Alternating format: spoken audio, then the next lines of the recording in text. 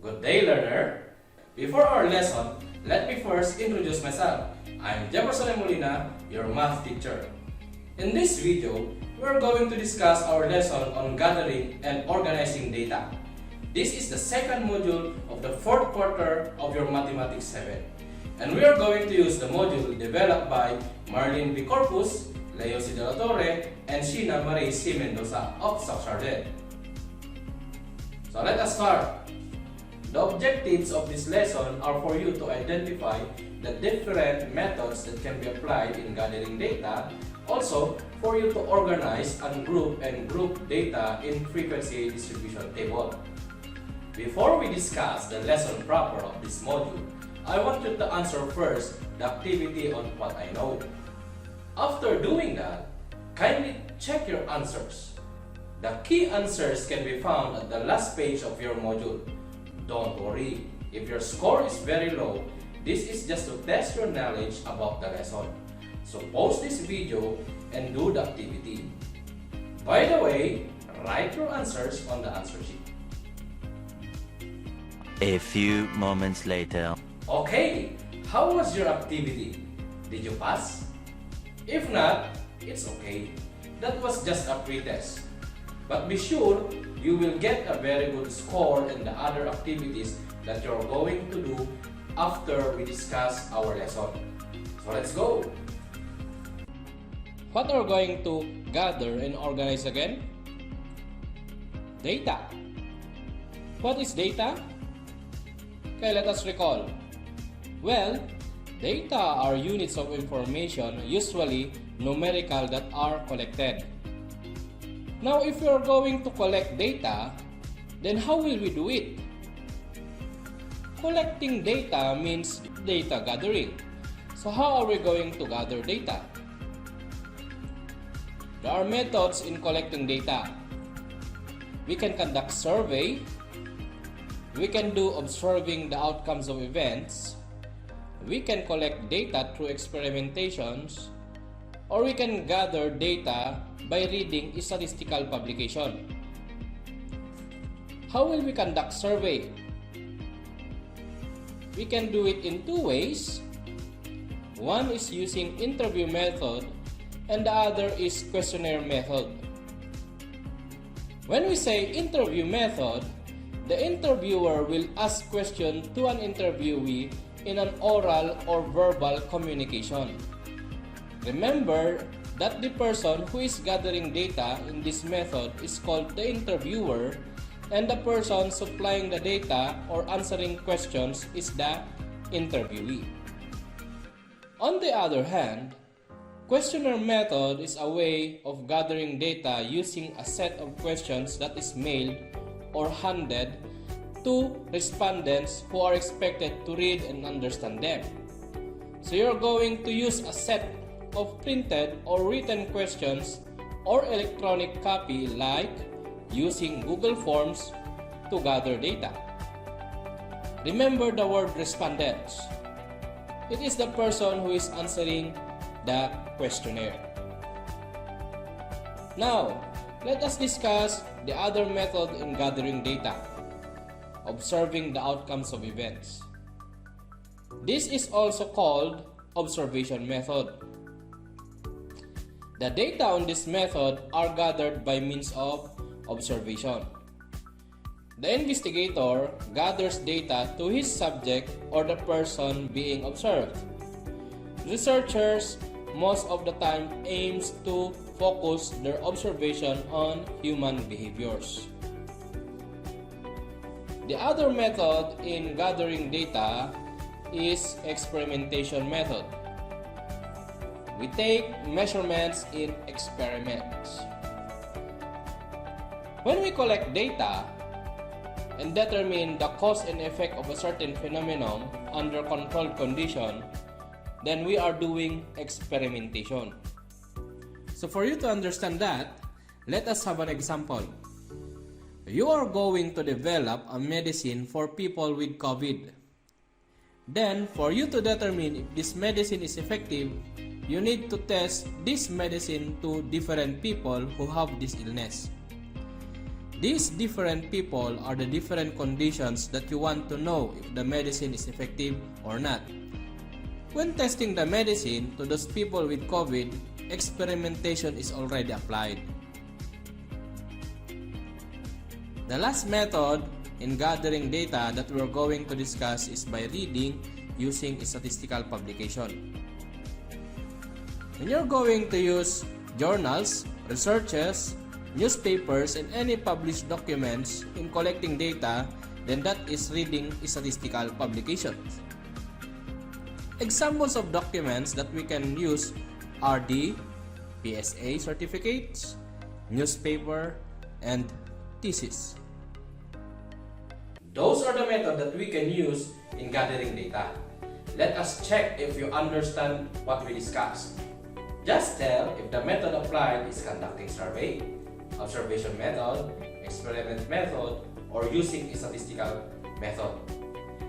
If it is conducting survey, identify if that is using interview method or using questionnaire. Number 1. Let us say I will call you and ask you certain questions about your experiences in learning about your modules. What method do you think I am doing in gathering the data? Correct. I am conducting a survey using interview method. Next situation.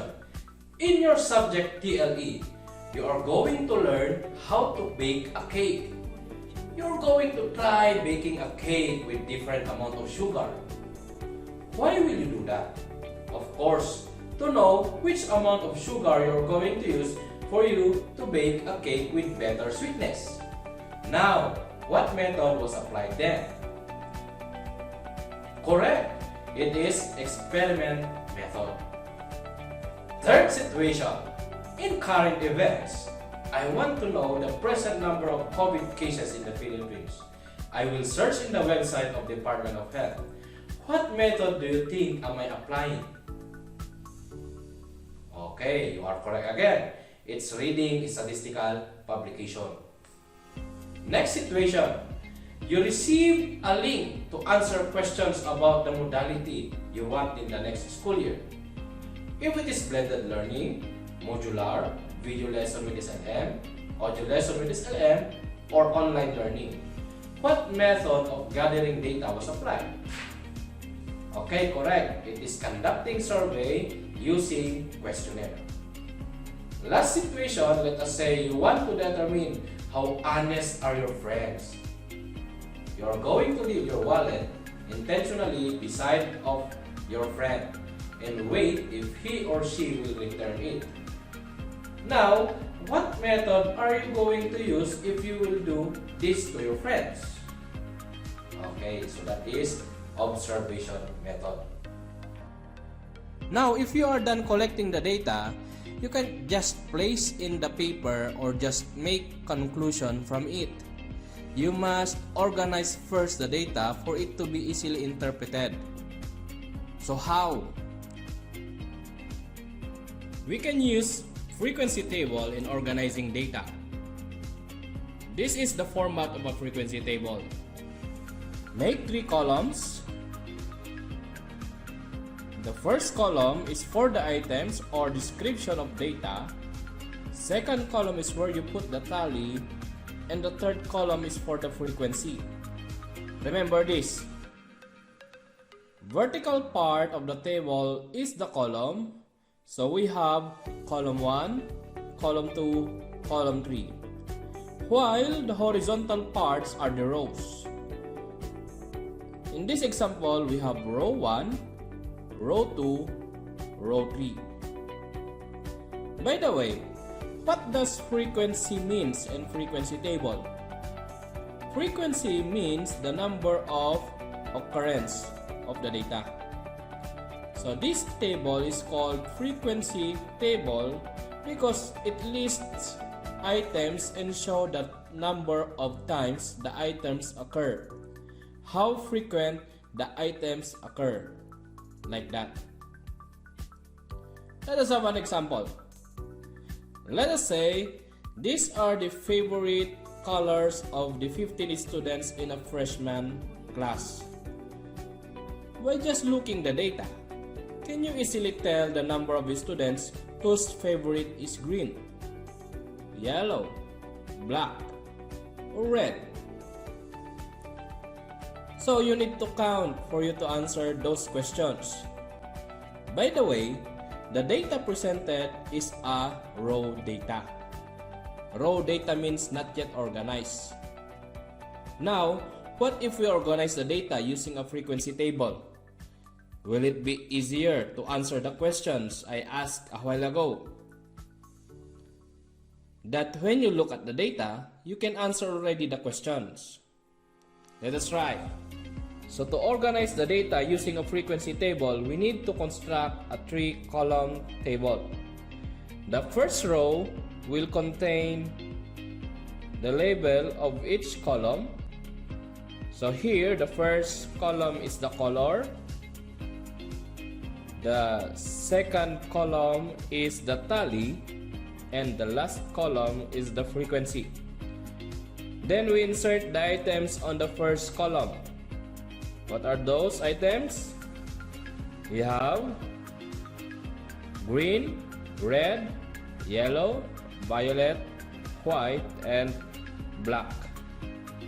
Now let us tally. Let us put a bar for every occurrence of the color. For green, there are 1, 2, 3. For red, there are 1, 2, 3, 4. Yellow, there are 1, 2, 3. Violet is just 1.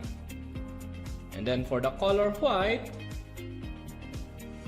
there are 1, 2. And for the color black, there are 2.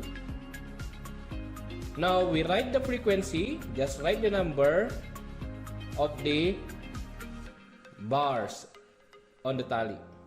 So 3 for green, for red is 4, yellow is 3, violet is 1, white is 2, and black is 2. Then we write the total, add all the frequencies.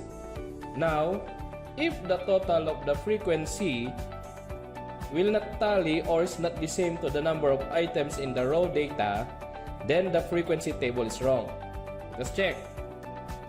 There are how many colors here or how many responses here? 1, 2, 3, 4, 5, 6, 7, 8, 9, 10, 11, 12, 13, 14, 15.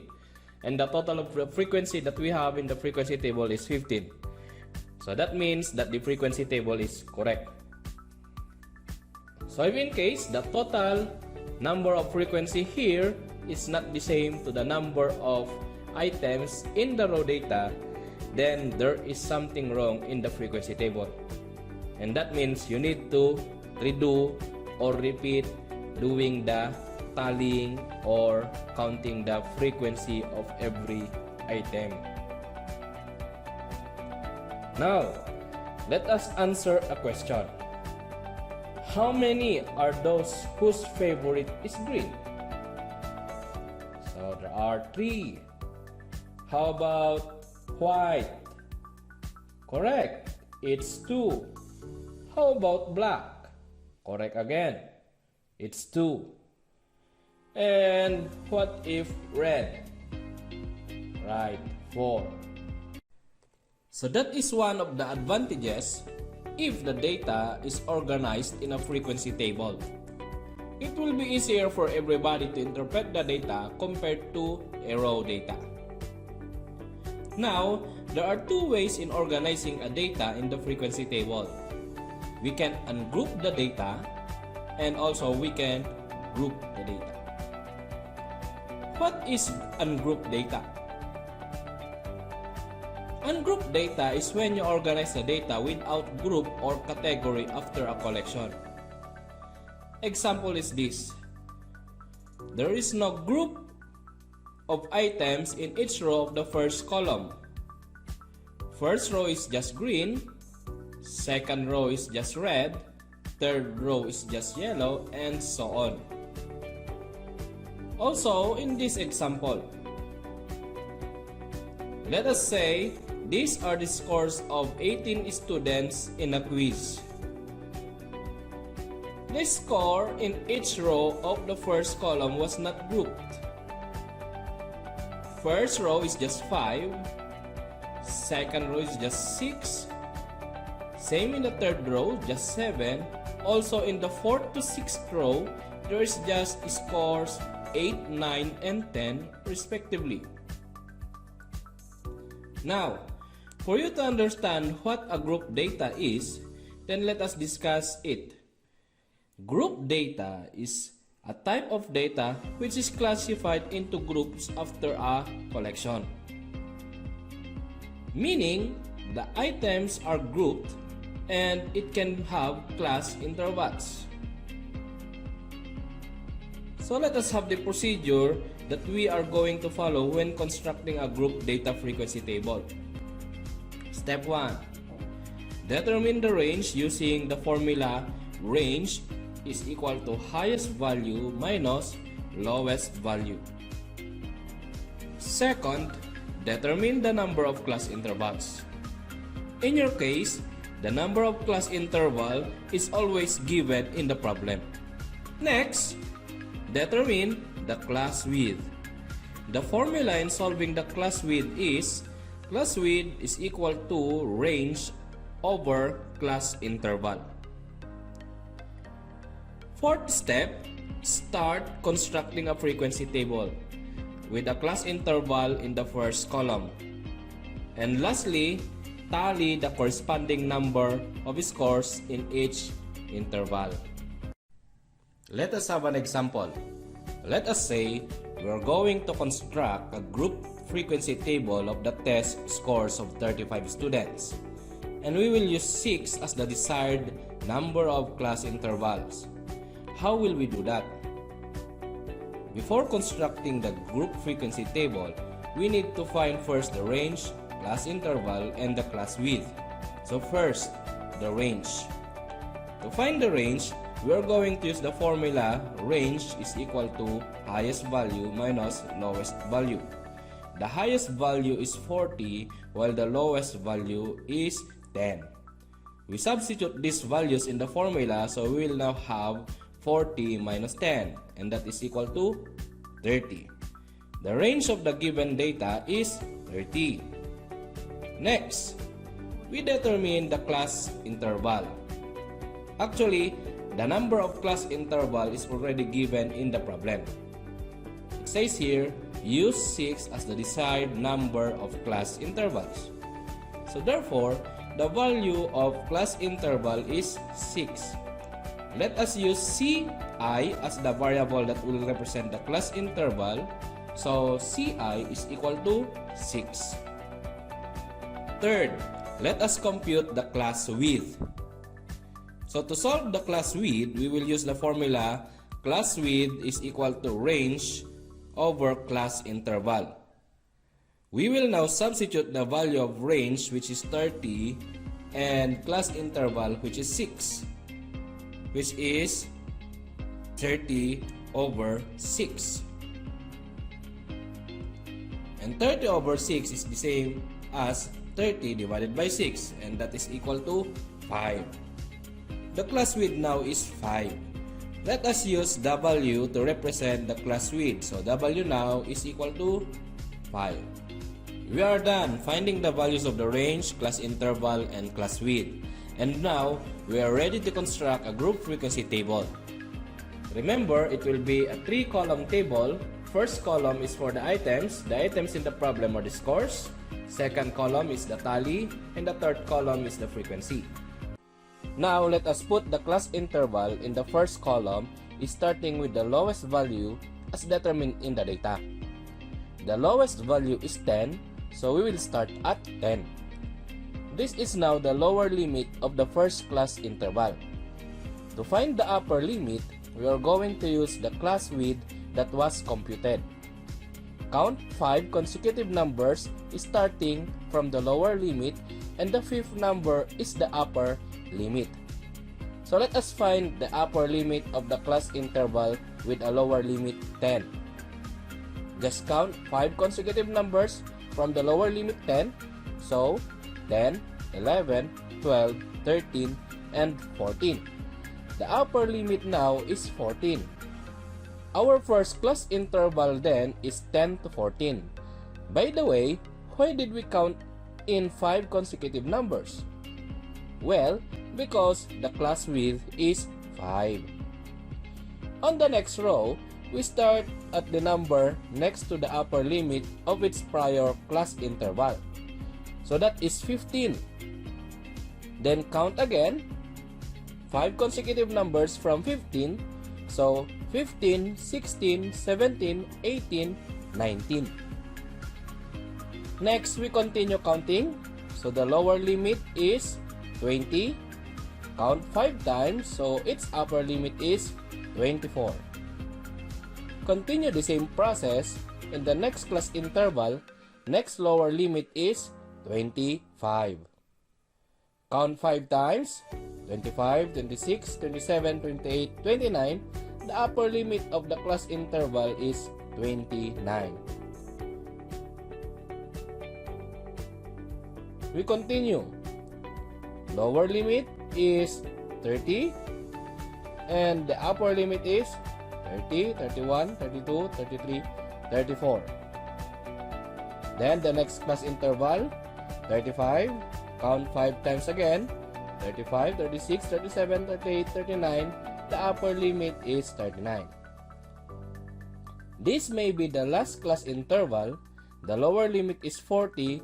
Then count again 5 times starting from 40. So 40, 41, 42, 43, 44. We can still continue, but we better stop since the highest score in the given data is already in the class interval 40 to 44. In this class interval, we can see here group of items or scores. Like in the first class interval, 10 to 14, the group of items or scores that are here are 10, 11, 12, 13, and 14. The lower limit is 10 since it's the lowest score in the class interval, and the upper limit is 14 because 14 is the highest score in the group. The fourth class interval is 25 to 29, meaning the group of scores in this row will be scores 25, 26, 27, 28, 29. The lower limit is 25 and its upper limit is 29. Are you following? Let us see the seventh class interval. What are the scores in this group? Correct. We have 40, 41, 42, 43, 44. Why did we stop here? Not continue listing the class interval, nor stop in the class interval 35 to 39. Because the highest score from this data is 40, and this score is within the class interval 40 to 44. It is useless to continue listing the class intervals.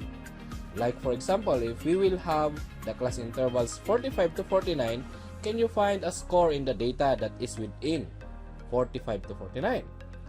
None. Am I right? So, we better stop.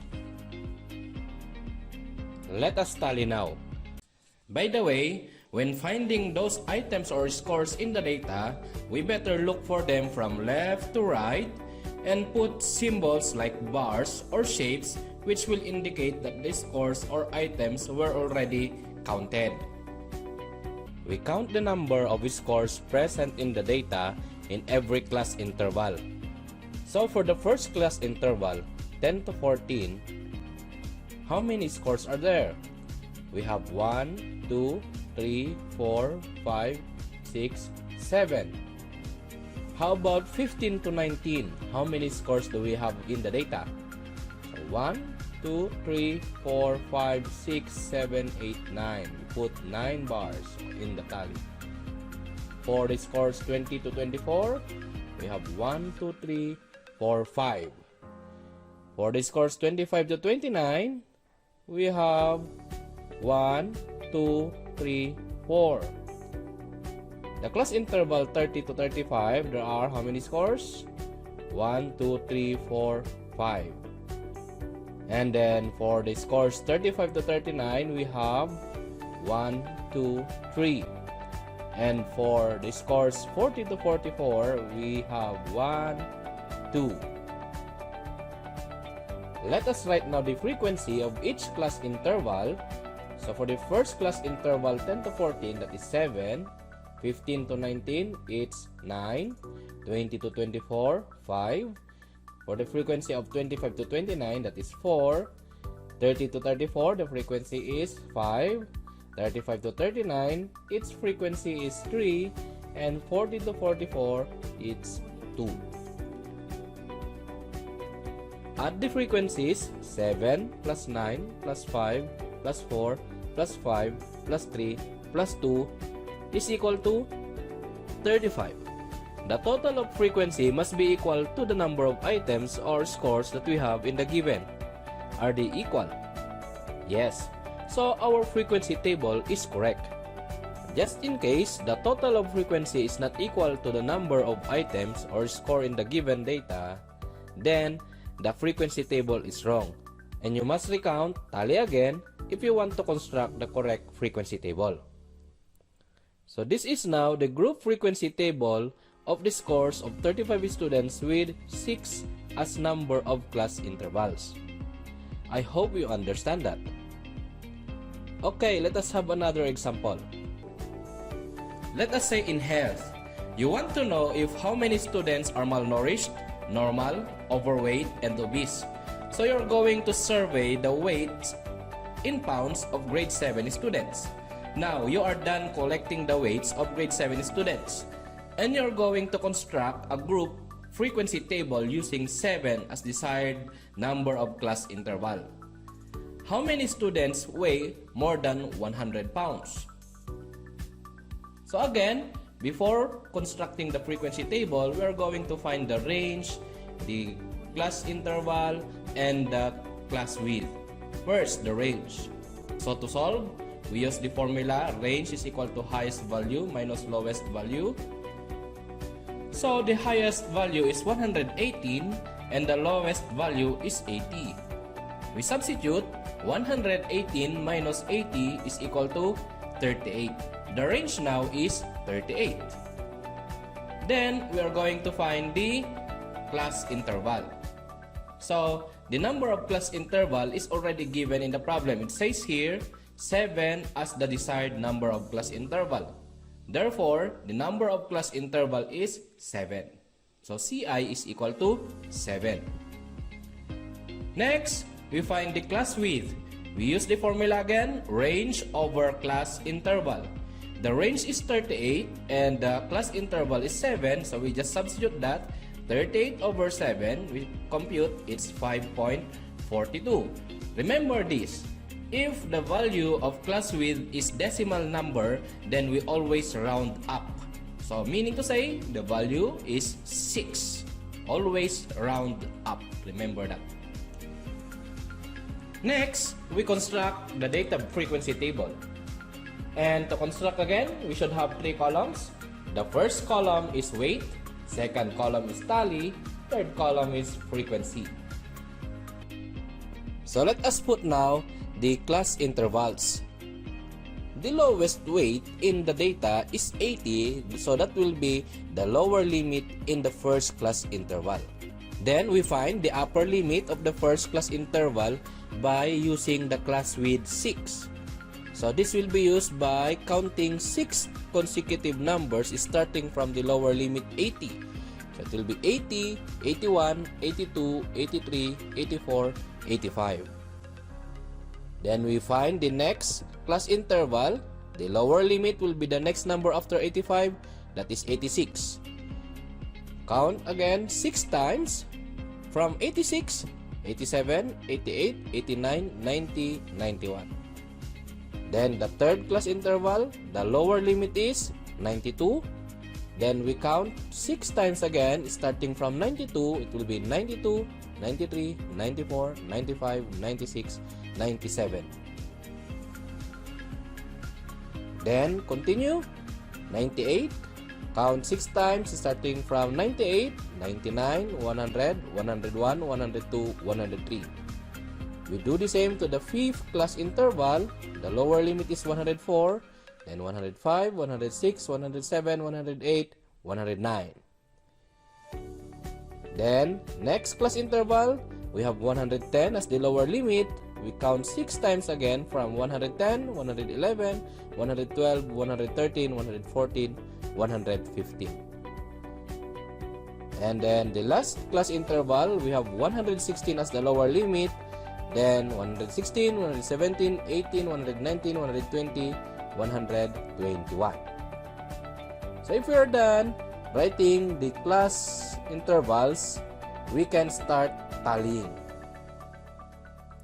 So for the weights 80 to 85, there are 1, 2, 3. For the number of students whose weight is 86 to 91, there are 1, 2, 3, 4, 5. For 92 to 97 pounds, we have 1, 2, 3, 4, 5, 6, 7, 8, 9, 10. And then the number of students whose weight is 98 to 103 pounds are 1, 2, 3, 4, 5, 6, 7, 8. And then for the weight 104 to 109 pounds, we have 1, 2, 3, 4, 5, 6. For the 110 to 115 pounds, we have 1, 2, 3. So there are 3 students. And for the weight 116 to 121, so it's just 1. Next, we write the frequency. It's the number that will represent these symbols or this tally. So it will be 3 for 80 to 85, 5 for 86 to 91, 10 for 92 to 97. We have 8, 6, 3, 1. And we add again the frequency to get the total. So 1 plus 3 plus 6 plus 8 plus 10 plus 5 plus 3 is equal to 36. The total frequency must be the same to the number of items that we have in the data. So how many? 4, 8, 12, 16, 20, 24, 28, 32, 36. So since they are equal, therefore, our frequency table is correct. So let us answer now the question. How many weigh more than 103 pounds? By looking in the frequency table, we can see here the class intervals more than 103 pounds. They are 104 to 109, 110 to 115, 116 to 121. There, we are going to add their frequencies 6, 3, 1. So it will be 6 plus 3 plus 1 equal to 10. So the answer now, there are 10 students who weigh more than 103 pounds. So that is how we organize data. We can organize data using a group and group data frequency table. Just be careful in making a frequency table, counting class interval, and tallying. Because if you commit mistakes, even one mistake of the steps in organizing data in a frequency table, then your effort will be wasted. I'm sure you do not like that. I think you are ready now to answer the activities on What's More, what I have learned, what I can do, and assessment. So start doing the activities and you may replay this video in case you forgot something about what we discussed. Okay? Once again, good day and enjoy learning with your modules.